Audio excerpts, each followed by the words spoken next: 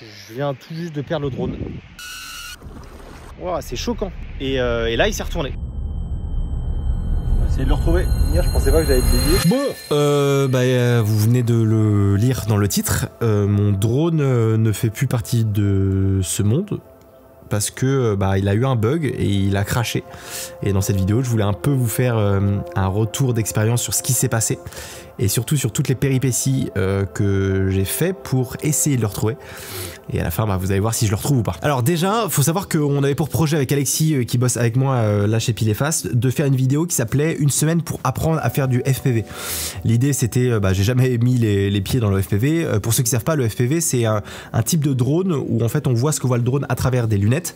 Et en fait c'est un style de drone où on maîtrise chaque mouvement.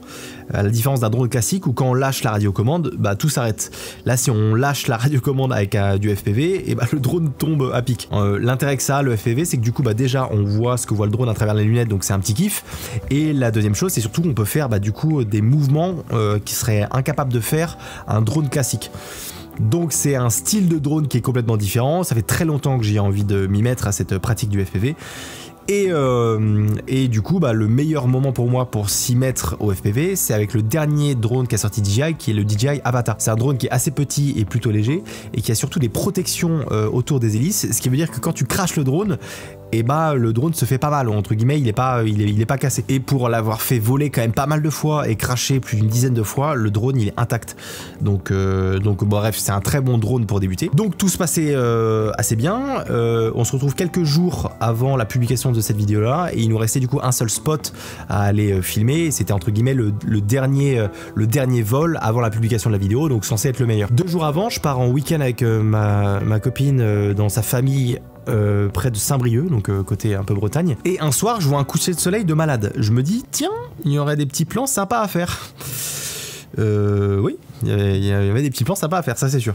Donc je me rends sur place, je commence à envoyer le drone, je fais une première batterie et en fait le spot est hyper sympa parce que le soleil est en train de tomber, il y a des espèces de petites falaises, donc c'est assez cool parce que du coup je peux faire mes premiers dives. Dive, pour ceux qui savent pas, c'est quand tu laisses le drone un petit peu tomber à pic. Alors c'est des petits dives pour mon niveau, mais sur le coup je prends un kiff de malade parce que c'est hyper kiffant de contrôler le drone, tu vois ce que voit le drone, tu peux aller dans les petits endroits qui sont assez restreints et tout, enfin bref, c'est vraiment, je prends du kiff de fou.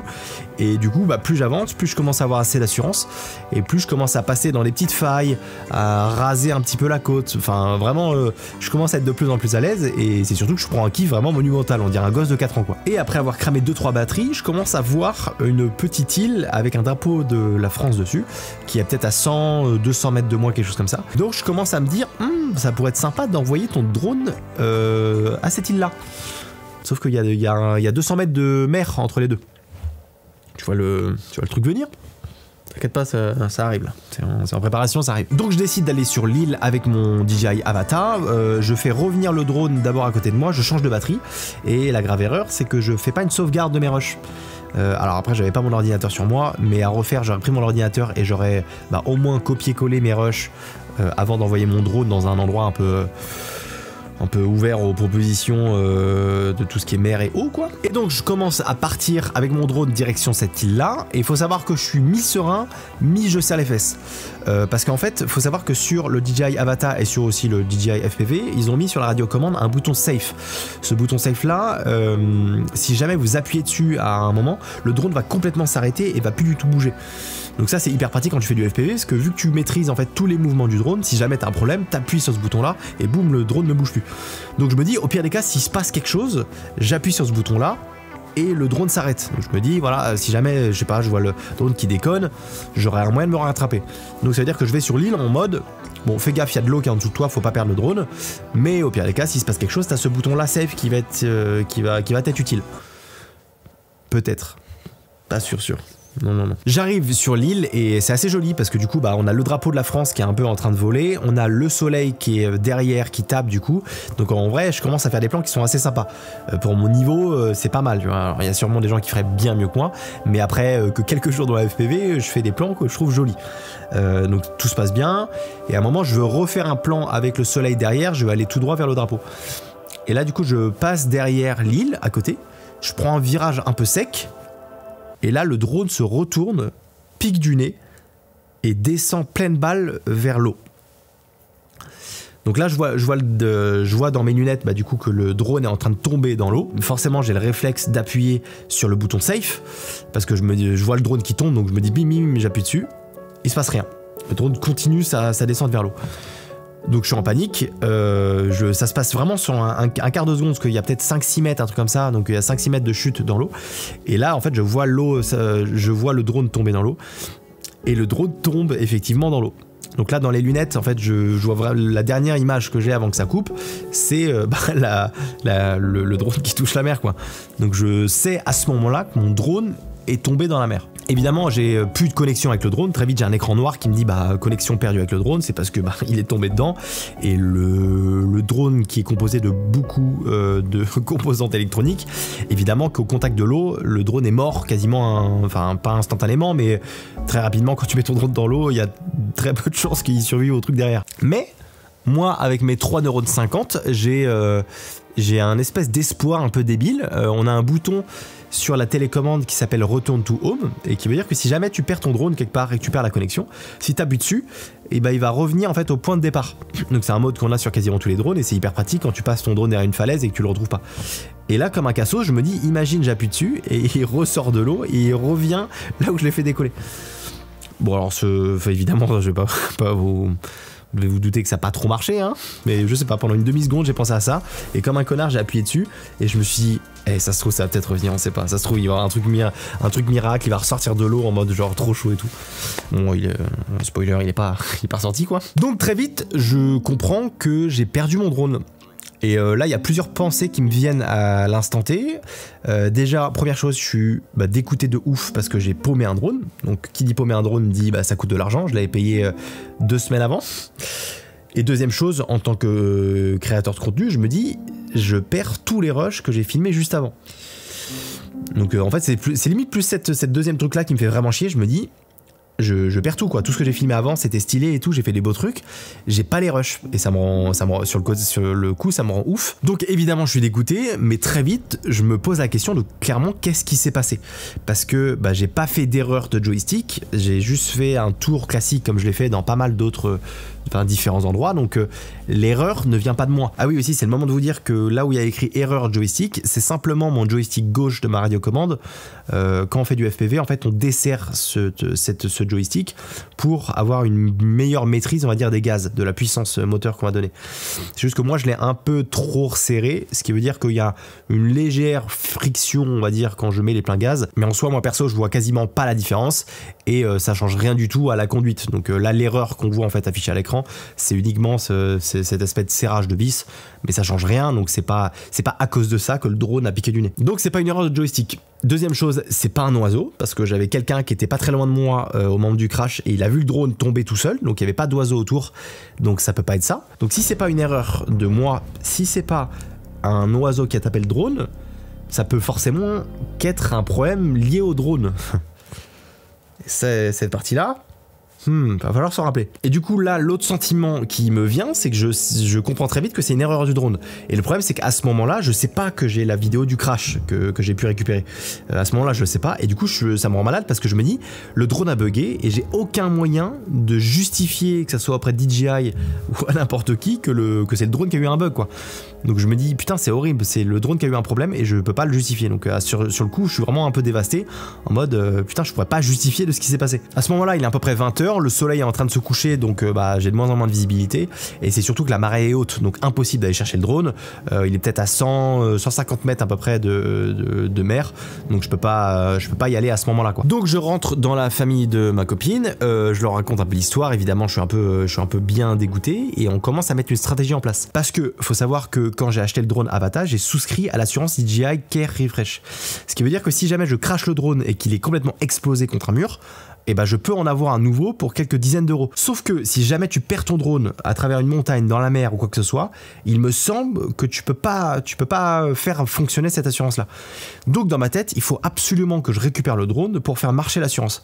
Donc évidemment, je me dis, ok, il faut qu'on commence à mettre une petite stratégie en place pour essayer d'aller récupérer le drone qui est tombé dans la mer. Évidemment, la première strat qu'on se dit, c'est il va avoir la marée basse du coup dans la nuit, donc le lendemain matin, va falloir aller chercher et voir s'il y a le drone. Sauf qu'on est à un moment de l'année où il y a très peu de coefficients, ce qui veut dire dire que les marées bougent très peu. Donc en tant que petit coefficient, la mer va pas se retirer jusqu'à l'île. Alors que pendant les gros coef, où on le verra un peu après, la mer se retire jusqu'à là où j'ai craché le drone. Là c'est pas le cas, donc va quand même falloir que je tente d'aller le lendemain matin. On sait jamais, peut-être qu'il y a eu du courant, que la mer a pu ramener le drone sur la plage. Mais du coup là la seule strat que j'ai à ce moment là, c'est de me dire ok, je vais aller checker sur la plage demain matin. Entre temps, je poste des stories sur Instagram en expliquant la situation, que j'ai craché mon drone, etc. Et là trop, ça m'a fait un peu chose au cœur, comme on dit. Mais en fait j'ai reçu énormément de messages hyper gentils, en mode désolé pour ton drone et tout, courage, enfin comme si j'avais perdu quelqu'un. Ça m'a fait assez rire parce que vraiment hyper gentil quoi, la communauté hyper sympa. Et aussi j'ai eu pas mal de gens qui m'ont donné un peu des idées pour retrouver les rushs, ou du moins retrouver les rushs dans les lunettes, voir la vidéo du crash, voir qu'est-ce qui s'est passé, etc. Parce qu'à ce moment-là, avant je savais pas qu'on pouvait les récupérer. Et du coup j'ai un abonné qui m'explique un peu comment faire pour récupérer mes rushs, donc je fouille un peu et je tombe sur tous les rushs que j'avais filmés avant. Alors c'est uniquement les rushs dans les lunettes, c'est pas les rushs du drone, mais c'est le rush des lunettes avec les indications et tout, mais c'est déjà ça. Et surtout hyper important, je retrouve le rush du crash. Et là j'ai un sentiment où je suis hyper content parce que première chose, je peux justifier que c'est pas une erreur humaine, que c'est vraiment un bug du drone. Donc je me dis déjà avec DJI, je vais pouvoir les contacter et on va pouvoir en parler. Et deuxième chose, en tant que créateur de contenu, je me dis maintenant que j'ai récupéré toutes mes vidéos, je vais pouvoir vous en parler, je vais pouvoir en faire une vidéo, vous expliquer ce qui s'est passé pour que pas que ça vous arrive à vous, etc. Donc vraiment à ce moment-là, je suis content, je me dis ça va, dans mon malheur, entre guillemets, il y a des petites choses qui vont me servir quoi. On est le lendemain matin. Il est 7h30, je commence à prendre la route pour retourner à l'endroit du drame. Il fait très froid dehors, il fait 4-5 degrés. J'arrive sur le parking, je croise deux mecs qui commencent à se préparer en kayak pour aller faire de la pêche. Et du coup j'arrive sur la plage et je commence ma petite fouille tranquille, j'inspecte un petit peu les rochers, à droite à gauche. J'ai très peu d'espoir mais je me dis on sait jamais. Donc je cherche, je trouve rien et je vois petit à petit se rapprocher les deux pêcheurs en kayak que j'avais croisés au parking et qui vont vers l'eau, enfin vers la mer. Et je décide d'aller les voir. Je leur parle un petit peu du problème. C'est drôle parce qu'il est 7h30 à ce moment-là. Moi je me suis réveillé il y a pas longtemps, j'ai la tête dans le cul, j'ai les cheveux qui partent de partout. On dirait c'est un endroit qui est pas du tout visité, donc ils se demandent un peu qu'est-ce que je fous là. Je vois qu'ils sont un petit peu sur la réserve au début. Et je leur explique du coup le problème, je leur montre la vidéo, voilà j'ai fait du drone hier, je l'ai craché, il est tombé dans la mer. Ce qui est cool en plus c'est qu'il y en a un des deux qui connaît le domaine du FPV, il fait pas mal de simulateurs donc il comprend ce qui a pu se passer. Et du coup je leur montre la vidéo, il me dit ah ouais je vois exactement où est-ce qu'il est tombé. Et en fait il me propose hyper gentiment écoute prends mon numéro, on va essayer de voir si on voit le drone à droite à gauche en kayak et si jamais on voit quelque chose on te tient au courant par message. Donc sur le coup je me dis c'est cool, ils vont peut-être essayer de le chercher ou de le trouver. Bon même si j'y crois moyennement sur les potentiels de le récupérer alors qu'il est tombé dans la mer, je me dis c'est bien. Mais dans ma tête, je me dis, j'ai envie d'en avoir un peu plus le cœur net. Donc moi, là, comme un gros porc, je vais avec mes gros sabots et je leur demande si je peux monter avec eux sur le kayak, sur un des kayaks, et pour qu'ils puissent me déposer sur l'île et que j'aille voir de mes propres yeux. Et là il se passe un moment de silence de 2-3 secondes qui est assez drôle parce que eux sont ultra équipés, ils sont en combinaison plongée, ils ont des boots, ils ont des bonnets, des gilets, ils sont vraiment équipés contre le froid et contre la mer. Et t'as un pauvre pecno qui est en jean doudoune à 7h30 du mat à 4-5 degrés qui leur dit bah ouais je peux venir avec vous les gars, c'est un peu lunaire. Et je vois que sur le coup ils réagissent en mode mais ils me posent la question, ils me disent mais t'es équipé et tout, je leur dis bah non je suis comme ça, moi je suis chaud d'y aller comme ça quoi. Donc voilà, le mec est très peu conscient des degrés qu'il y a dehors. Donc hyper sympa, il y en a un qui accepte mais qui me dit on va essayer parce que je suis pas sûr qu'on flotte, parce que c'est des kayaks d'une place. On essaye, j'enlève mes pompes, je remonte mon jean, je m'assois dans le kayak et on se met à deux dessus. Forcément c'est pas fait pour, donc très vite le kayak est un peu en PLS, on est un peu au ras de l'eau. Donc moi je suis à l'arrière, je suis complètement trempé, j'ai mes pompes qui flottent devant moi, donc c'est l'image est assez drôle mais ça marche. Donc il me dit vas-y si tu veux on tente. On commence à avancer, il me donne la pagaie et lui il pédale avec je sais pas, un espèce de pédalier à l'avant et on avance comme ça. Donc c'est assez dur de garder de l'équilibre, sachant que je suis pas quelqu'un qui a beaucoup d'équilibre de base. On manque plusieurs fois quand même de se viander, mais bon on arrive quand même à avancer. Et là il y a un moment un peu magique qui arrive, qui est bizarre et que je m'attendais pas du tout. C'est que quand on est sur la mer, on a le soleil qui se lève vraiment, on le voit sortir de l'eau. et il y a une ambiance qui est vraiment magique à ce moment-là parce que il fait 4 degrés, j'ai le cul qui est complètement trempé de partout, j'ai le soleil qui me tape dans le visage et je sais pas, j'ai un moment où je suis hyper heureux, je suis hyper content d'être là à cet instant. Parce que c'est en fait je pense à la situation de l'extérieur, je me dis c'est n'importe quoi être à 7h30 un matin avec des gars que j'ai rencontrés à peine sur un kayak pour essayer de retrouver un drone. La situation est bizarre et du coup je prends un kiff et même je lui dis bah je sais que j'ai très peu de chance de le retrouver, mais en tout cas ça aurait été un kiff de faire du kayak à cette heure là le matin et de prendre le soleil et de lever du soleil comme ça quoi. Donc il y a un moment un peu cool de partage et où je prends beaucoup de plaisir en fait sur l'aller jusqu'à l'île et bah, c'est un moment que je garde un petit peu en tête. Donc on arrive sur l'île, lui il me dépose avant de rejoindre du coup son pote pour commencer un petit peu sa pêche, mais je vois qu'il reste pas très loin de moi parce que je sens qu'il est pas hyper serein. À mon avis il doit sentir que je suis pas hyper pas conscient, il fait froid dehors, tu vois, il a peur que je tombe ou quoi, donc je vois qu'il check un petit peu où est-ce que je suis et ce que je fais. Mais bref, il continue, il commence un peu à pêcher à côté. Et moi, du coup, je commence mes recherches sur les rochers. Donc je commence un peu à checker tous les endroits. Je me dis avec un peu de chance, il y a eu une vague, ça l'a emporté, ça l'a mis sur un rocher. Bon bref, je trouve rien. Donc au bout de 10-15 minutes, je me dis bon bah je vais pas le trouver ici. Et là, il y a deux options. Il y a soit je leur demande de me ramener s'ils peuvent et bah ça s'arrête là. Soit on tente le tout pour le tout et on essaye d'aller un petit peu plus dans l'eau, voir ce que ça donne.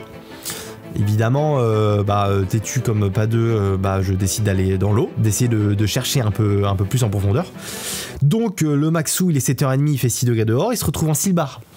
Et en slibard et je commence à me mettre dans l'eau et un peu à chercher le drone. Et là d'ailleurs c'est assez drôle parce qu'il y en a beaucoup qui m'ont demandé genre ouais l'eau elle était pas trop froide et tout, et en fait l'eau était vraiment bonne. Je pense que vu que elle a chauffé tout l'été et que dehors il fait 5 degrés, en fait je suis hyper à l'aise dans l'eau, vraiment je me sens bien, j'ai pas froid du tout, je me sens limite mieux dans l'eau que dehors quoi. Donc cool, je commence mes recherches, je regarde un peu, j'essaie de mettre mes yeux pas très loin de la surface histoire de voir le drone, je vois rien.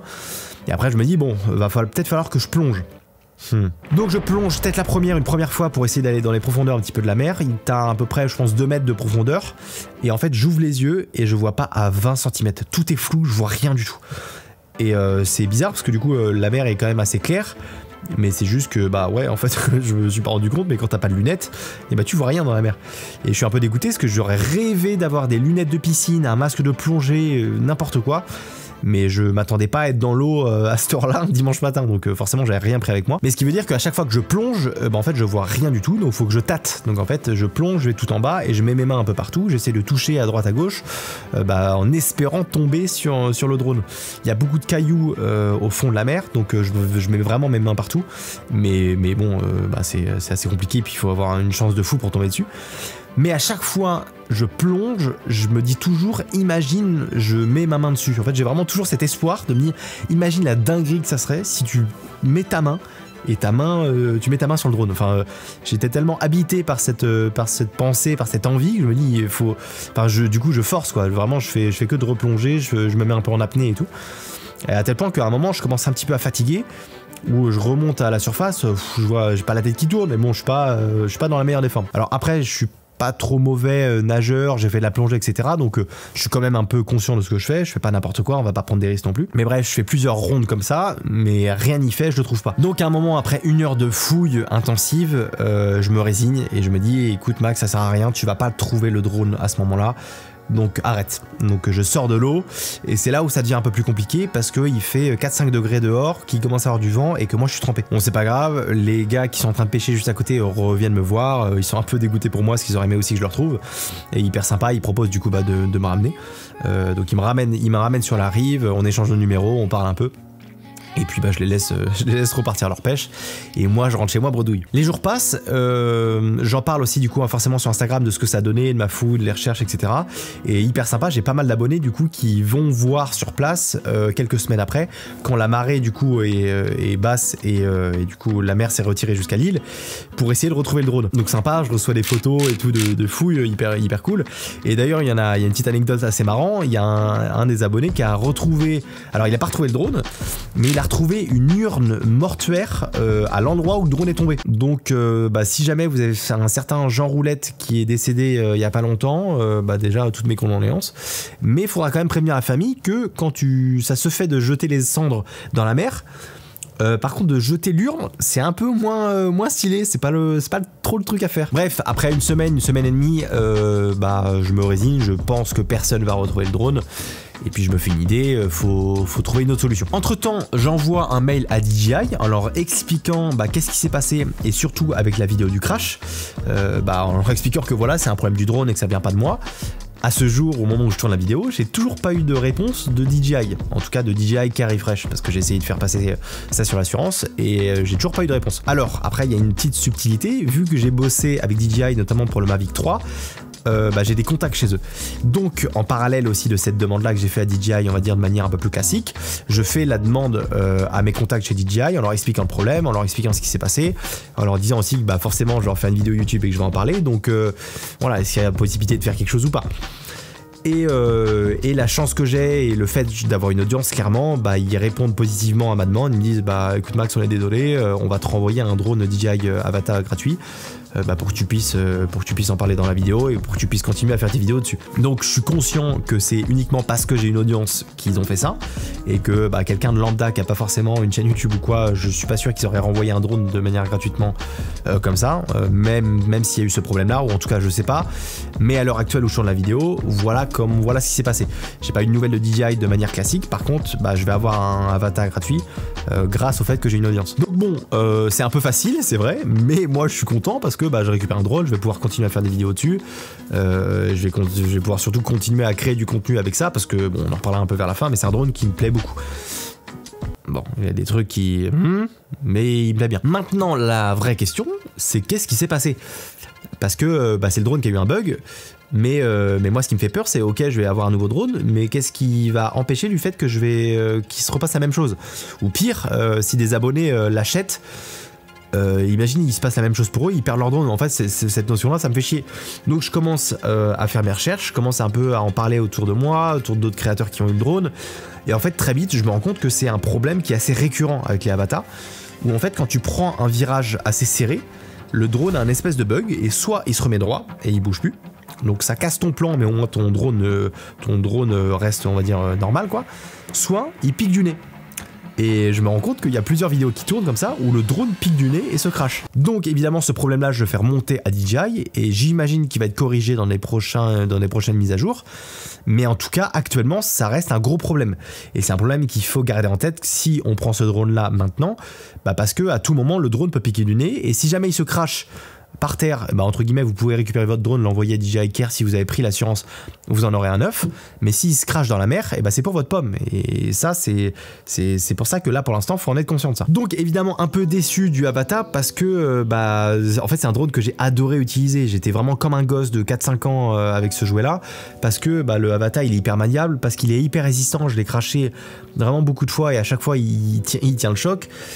Tu peux quand même faire des petites figures. Enfin bref, c'est vraiment du kiff. Mais avec ce petit bug là, évidemment ça m'a un peu déçu, en espérant qu'il le corrige assez rapidement parce que pour moi c'est un drone qui est incroyable et qui va plaire à beaucoup de monde, mais pour l'instant avec ce bug là c'est assez compliqué. Donc la morale de l'histoire, c'est faites attention quand vous utilisez des drones autour de l'eau, quand il y a de la mer, des choses comme ça.